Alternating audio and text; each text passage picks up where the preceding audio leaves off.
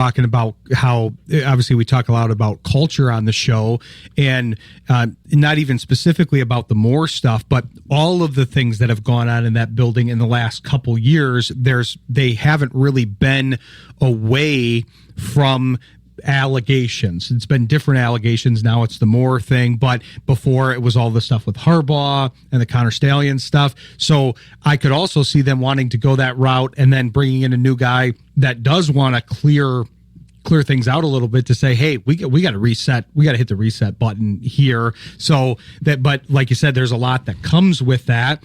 And they tried that. Michigan fans know that well because they weren't necessarily happy with Lloyd Carr. He was kind of like the Mullen. He was doing well, but he wasn't winning the bowl games. He wasn't beating Ohio State. They can bring Rich Rod back, exactly. Right? And then, and then you end up with Rich Rod, who's still around, and then you have to go to Brady Hoke, and then you go to Harbaugh, who they wanted to fire before he won the national championship, just like when you're talking about the expectation piece. That's what happened with Ryan Day last year. They wanted to fire him after he lost to Michigan.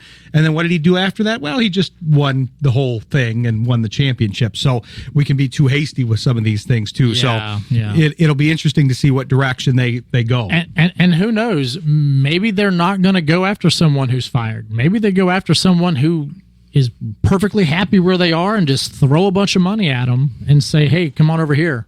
And you never know. I mean, they could be trying to talk to Coach Saban right now, for all we know, or they could be trying to talk to any other successful coach that feels like they're established with their own team, with their own success. Who knows? Brian Kelly might be trying to figure out Michigan accents right now. No one knows. I like that's a tough accent because even when I speak, I'm a born and raised Michigan guy, but I've traveled a lot. People go, where are you from? Is it Minnesota? So it's a tough one, but then again, so was New Orleans too. Well, I make that joke about Brian Kelly, but he actually has had a lot of coaching success in the state of Michigan as the national champion coach at Grand Valley State. And also, I believe he was at Central Michigan at one point as well. So he's familiar. Oh, yeah. He's been in the Midwest really more than anywhere else. Yes. The joke comes from him going down to LSU, but all his previous destinations basically before that were Notre Dame and Cincinnati and Central and here in Grand Valley. So that would be an interesting full circle thing. And he's on the list, too. He's a little lower, but he's on the list because he's out there. But